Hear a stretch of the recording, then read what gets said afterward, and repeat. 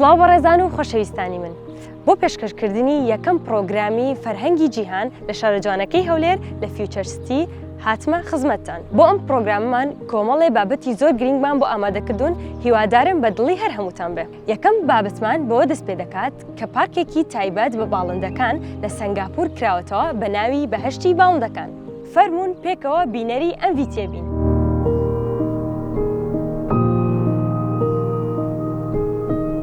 پارکێکی جیاواز و تایبەتی باڵندە لە سنگاپور بە ناوی بەهەشتی باڵندەکان دەکرێتەوە کە پڕە لە باڵندە جۆراوجۆرەکانی سنگاپور، فلامینگۆ و توتی و چەندین جۆری دیکەی باڵندە لە پارکی بەهەشتی باڵندەکان لە سنگاپور هەن.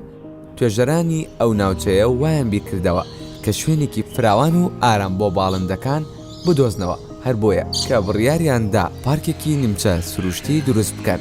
هەر بۆیە لە سەرەتای مانگی ئایار پارکەکە بە فەرمی کرایەوە کە تێیدا باڵندەکان ئازادی زیاتر و مەودای فڕینی زیاتریان هەیە.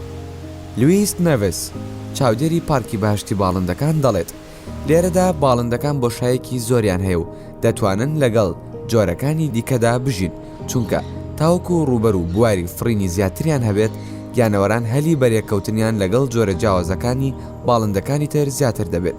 لێرەدا باڵندەکان دەتوانن ئەزمموی زیاتر بکەن و زیاتر بفڕن. شایانی باسە هەر لە سەرەتای بیرکردنەوەی ئەم پارکە باڵندەکان ژیانێکی سروشتیانەتر و باشتریان بەسەر بردووە و جۆر و ژمارەیان زیاتر بووە. بەپێی توێژینەوەیەکی نوێ لە ساڵی 2024 خۆر دەگاتە لووتکەی چالاکبوونی. یەکێک لە پێشبینیەکانی ساڵی داهاتوو لە سەرخۆر ئەوەیە کە بگاتە لووتکەی چالاکبوونی وزەیی. توێژینەوەیەکی نوێ پێمان دەڵێت ئەگەری هەیە لە ساڵی 2024 خۆر بگاتە لووتکەی سوڕی چالاکبوونی، واتە ساڵێک زووتر لە پێشبینیە فەرمیەکان. بەڵام تا ئێستا نەگەیشتونەتە ئەو ئاستە. لەم دواییانەدا تیمێکی زانایان خەمڵاندنی باشتر و ورتریان بۆ بەهێزی و گەشەی خولی ئێستای خۆر ئاشکرا کرد و ڕایانگەاند. پێشبینی دەکرێت لە کۆتاییەکانی ساڵی 2024 خۆر بگاتە لووتکەی چالاکیەکانی بە شێوەیەک لە مانگێکدا 185 پەڵەی خۆر تۆمار بکرێت. سوڕی چالاکیەکانی خۆر لە ساڵی 1955ەوە تۆمار کراوە و لە ئێستادا لە پێنجەم سووردایە و لە ساڵی 2019 پێشبینی ئەوە کرا ڕێژەی چالاکیەکەی ناوەندی بێت، بەڵام ئێستا پێشبینیەکان گۆڕاون. سووری چالاکی خۆر بۆ ماوەی 11 ساڵ بەردەوام دەبێت لە دەردانی چالاکی موگناتیزی و ئەوەش دەبێتە هۆی دروستبوونی ژمارەیەک پەڵەی خۆر و بڵێسەی ئاگر و تەقینەوە. سووری چالاکیەکانی خۆر جیاوازیان هەیە. لە لاوازترین سووری چالاکیدا کەمتر لە 100 پەڵەی خۆر دروست دەبێت و هەندێک کات و لە هەندێک سووردا 300 پەڵەی خۆر لە مانگێکدا دروست دەبێت. پەیمانگای هونەرە جوانەکانی هەولێر هەڵدەستێت بەکردنەوەی پێشانگایەکی شێوەکاری کە تێیدا کاری دەستی و تابلۆ و پەیکەرسازی تێدا نمایش کرا. بە پێکەوە بینەری کار و چالاکیەکانی ئەم پێشانگایە بین.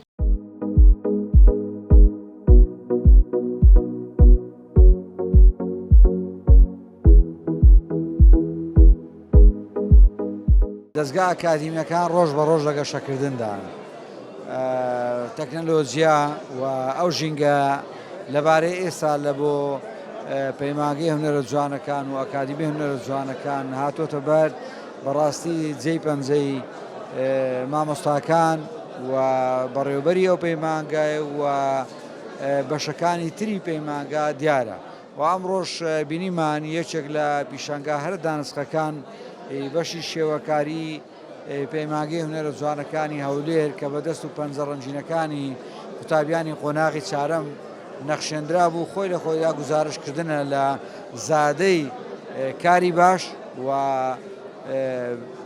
ئەوەش دەبێتە هۆی پردی پەڕینەوەی کاری جوانتر و ئەو دەست و پەنجانە بەڕاستی پێویستیان بەوەیە کە زەمینیان زیاتر بۆ لەبار بکرێ و کاتێکە لە پەیمانگاکە دەردەچن بتوانن لە پیشانگاکان بەردەوام بن.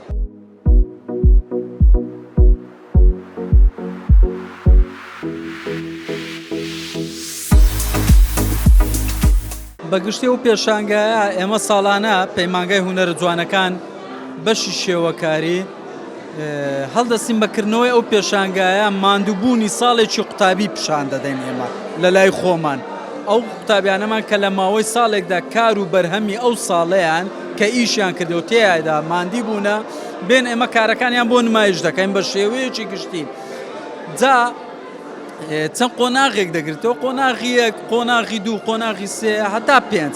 ئەو ساڵوامان کرد تۆزێک تایبەتترمان کرد، تەنانەت قۆناغی سێ و چوارەکانمان داخل کردەوە بە زیاتر ئیشی سێ و چوارەکانی تێدایە خلالی ئەو ساڵی کە کاریان کردووە ئێمە بۆیان نمایش دەکەین.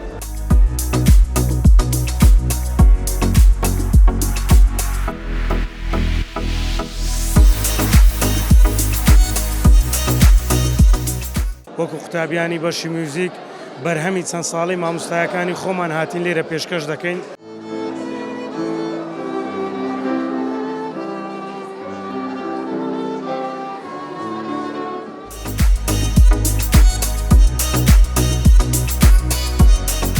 ئەم ئیشێ من مانای وایە کە ئافرەتێک و پیاوێک خێزانێکن پێک دێنن مناڵێت چی بچکۆلیان دەبێت.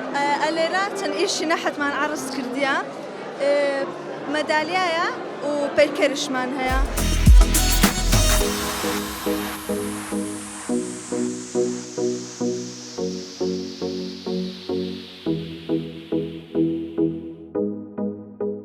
بەڕاستی شتەشی جوانە، یعنی من تەوەقع ئەم نەدەکردووە بێت، بەس حتا هێلکاریەکانیشیان شتی زۆر نایابوو باش تێدایە. ئەمەش دەرفەتێکی زۆر زێڕینە بۆ قوتابیانی پەیمانگاونەرە جوانەکان. نزیکەی 10 تابلۆی ڕنگ لەو پێشانگایە هەمە و لە هۆڵی دووەم نزیکەی 6 کاری هێڵکاریم هەیە و لەگەڵ دوودانە هێڵکار کاری ڕنگ بەڵام مەنزەر تەبیعی لاندسکەیپ. مامۆستاکان زۆر هاوکاری ئێمەیان کرد لەم پێشانگایەدا. ئەمیشە پێکاتووە لە کتێب و دار و شیشێک. ئەم کتێب و دار و شتەش پێکاتووە لەوەی کە مانای ئەوە دەداتن لە کۆمەلگای ئەمەدا کتێب هیچ بوونێکی نەماوە. بەڕاستی پێشانگایەکی خۆشە، هەم لە ڕووی بینین هەم لە ڕووی ئەو خەڵکانی کە دێنە ئێرانە.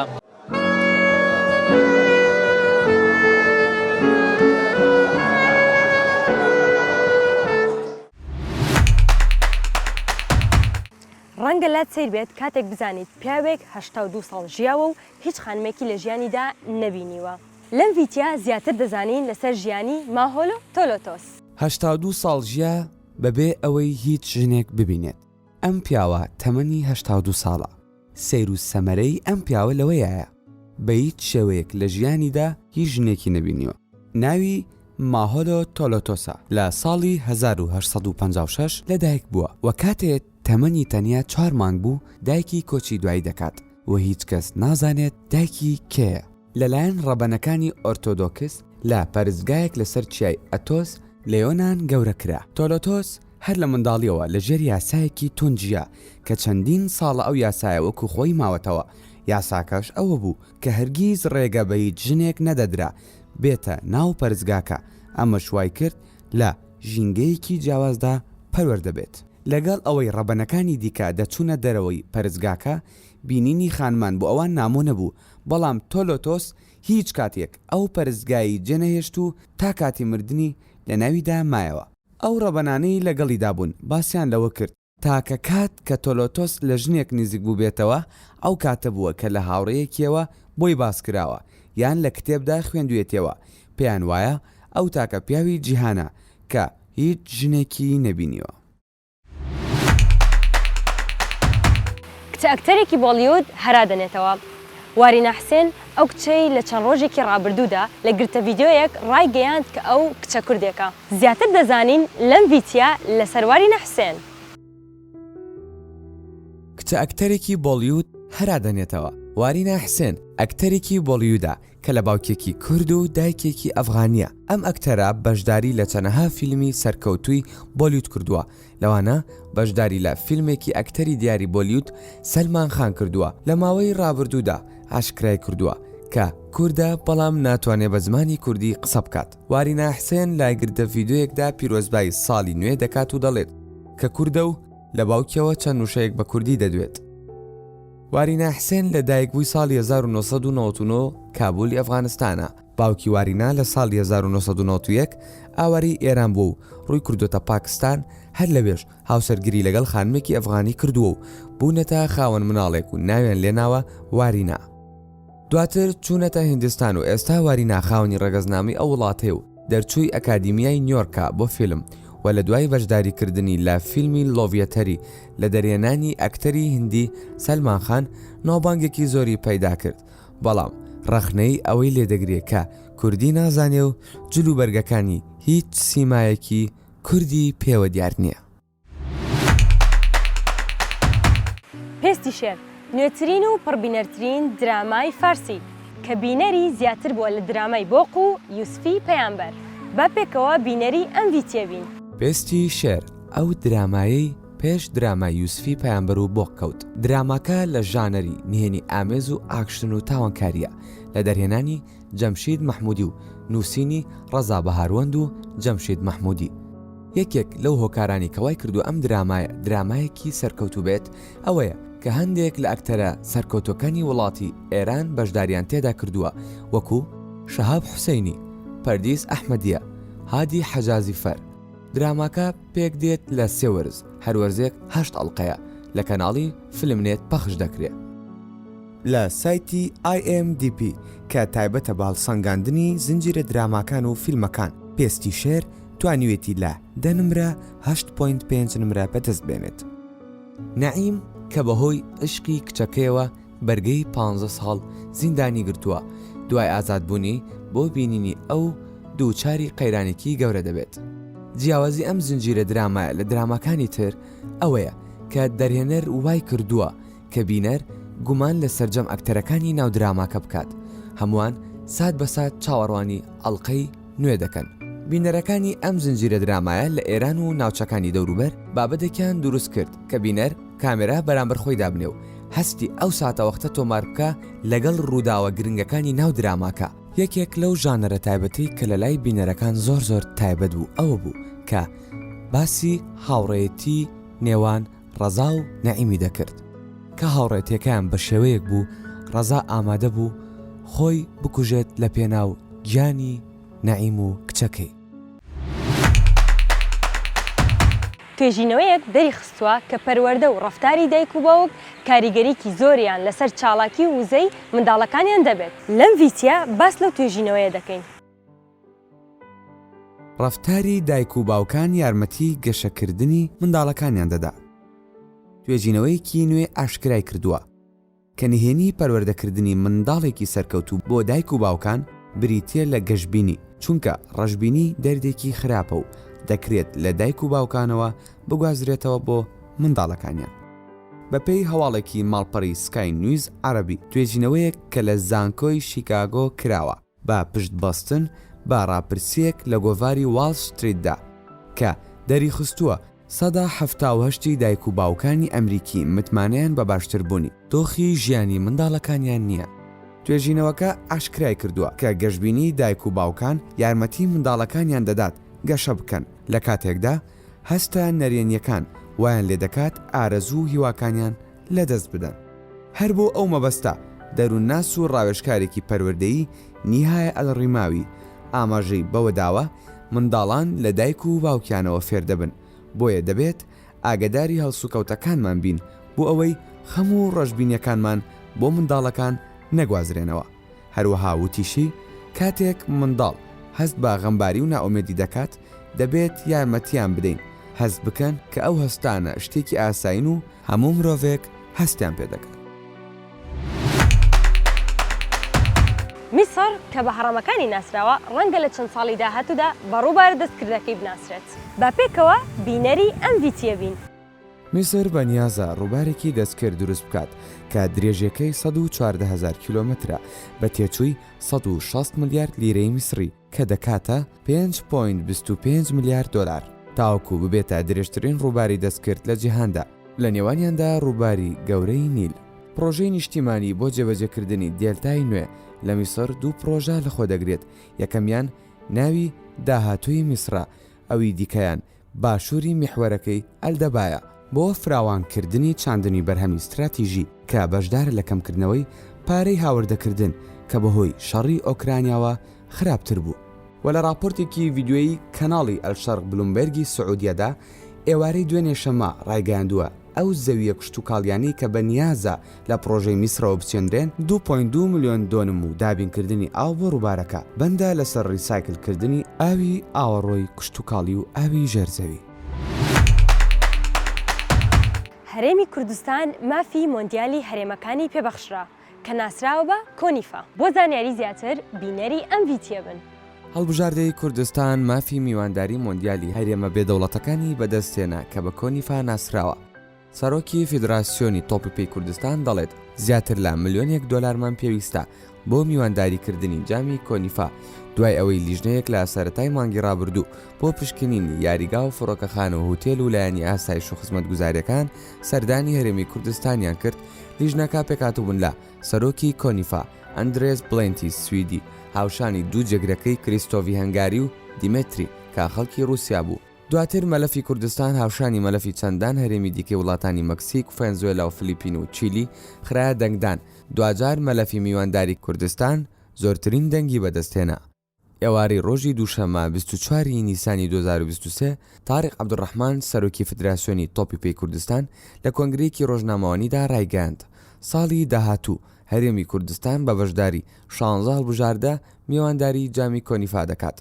تاریق عەبدوڕەحمان وتیشی پێش ئەوەی مەلەفی کوردستان بخێنە نێو کێبڕکێ میوانداریکردنی جامی کۆنیفا راپۆرتەکەمان بۆ حکوومەتی هەرێمی کوردستان ناردووە و ڕەزامەندی لە سەرداوە.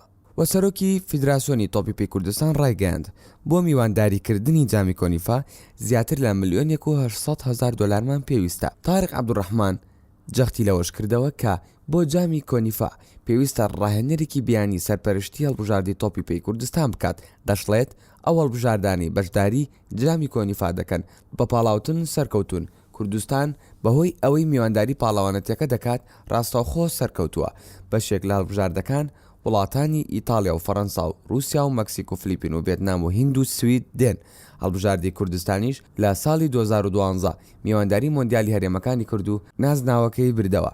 دوایین جاریش بەشداری پاڵەوانێتی جامی کۆنیفای 2016 کرد کە لە هەرێمی ئەبخازیای سەر بە وڵاتی رووسیا بەڕێوەچوو کە تێیدا پلەی هەشتەمی بەدەستێنا. لە چیلی درەختێک تەمەنی دەگاتە 5,000 ساڵ. هەر بەم شێوەیە شاید حاڵی گۆڕانی کەشوهەوای ناوچەکە دەبێت. ڕاگری دارەکان دارێکی تەمەن 5,000 ساڵە لە چیلی مێژووی گۆڕانی کەشوهەوا دەگێڕێتەوە. دارێکی زەبەلاحی سروشت لە پاتاگۆنیا لە جەنگەڵەکانی باشووری چیلی زانیاری بە نرخ ئاشکرا دەکات کە زانیاری زاناکان لەبارەی سروشتی گۆڕانی کەشوهەوا دەوڵەمەندتر دەکات. درەختەکە ناوی باپیرە گەورەیە کە لە ڕێگادایە بۆ ئەوەی ناونرێت با کۆنترین درەخت لەسەر هەسارەکە. بەرزی ئەم درەختە 28 مەترە. تیرەکەشی بە 4 مەتر مەزەندە دەکرێت. تەمەنی نزیکەی 5,000 ساڵ دەبێت. ئەمە شوای کردووە لە داهاتوودا ببێت بە کۆنترین ڕاگریدارەکان کە ئێستا دارێکی سنۆبەرە و تەمەنی 4,850 ساڵە لە شوێنێکی نهێنی لە ئەمریکا هەڵگیراوە.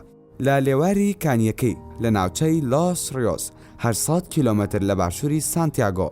ئەم دارە لە ئاگر و زیادەڕۆیی لە ئەمریکای باشوور ڕزگاری بووە کە دارەکانی بەرگریەکی زۆریان هەیە و بۆ چەندین سەدە بەکاردێنرێت لە دروستکردنی ماڵ و بەلەم. تەنانەت پێشەوەی لە کتێبی گینزدا جێگر بکرێن گەشتیاران بۆ ماوەی کاتژمێرێک بەناو دارستانێکی دارسنۆبەری گەنجتردا دەڕۆن. تەمەنیان 300 بۆ 400 ساڵە بۆ ئەوەی وێنەی سێلفی لە تەنیش دارەکەەوە بگرن. پەرەسەندنی ناوبانگەکەی وای کردووە فەرمانگەی نیشتیمانی دارستانەکان ژمارەی پارێزەرانی دارستانەکان زیاد بکەن و سەردانەکان سنووردار بکات لەگەڵ تۆمارکردنی پێشوەختە. دارە باپیرە گەورەکە لە ساڵی 1972 لەلایەن پارێزەر ئەنیباڵ هێنریکێزەوە دۆزرایەوە کە نەیدەویست خەڵک و گەشتیاران شوێنێکی بزانن چونکە دەیزانی بەهایەکی زۆری هەیە. ئێرلەندا لە پێشەنگە و قەتار لە پلەی چوارەمدایە. با بزانین دەدەوڵەمەندترین وڵاتەکانی جیهان کێن؟ دەدەوڵەمەندترین وڵاتی جیهان بۆ ساڵی 2023 دیاریکرا. لەوانە ئیرلەندا لە پێشەنگە و قەتەریش لە پلەی چوارەمدایە. تەنها لەبەرەوەی وڵاتەکە دەوڵەمەندترین وڵاتی جیهانە مەرج نییە بەو مانایە بێت کە گەورەترین وڵات بێت.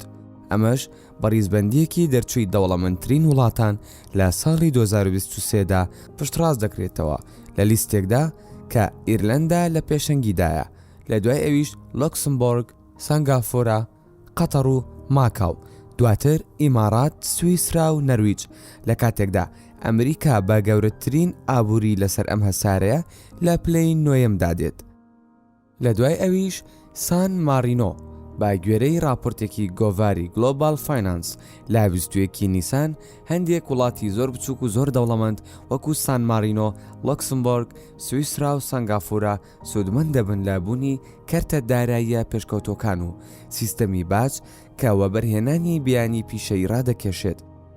هەندێکی تر وەکو قەتەر و ئیمارات یەدەگی گەورەی هایدرۆکاربۆن یان سەرچاوە سروشتیە قازانج بەخشەکانی تریان هەیە. گازینۆی درەوشاوە و کۆمەڵەیەک گەشتیار بۆ جیهانی بازرگانیش باشن. ماکاو کە پەناگەیەکی قومارکردنە لە ئاسیا سەرەڕای نزیکەی 3 ساڵ لە داخستنی بچڕ و سنووردارکردنی گەشتەکانی پەیوەست بە پەتاکە وەکو یەکێک لە دەوڵەمەندترین وڵاتانی جیهان دەمێنێتەوە. فەرهەنگی جیهان لە بەخت جوانەکەی فیوچەر سیتی لە شاری هەولێر پێشکەش کرا. خواتان لەگەڵ.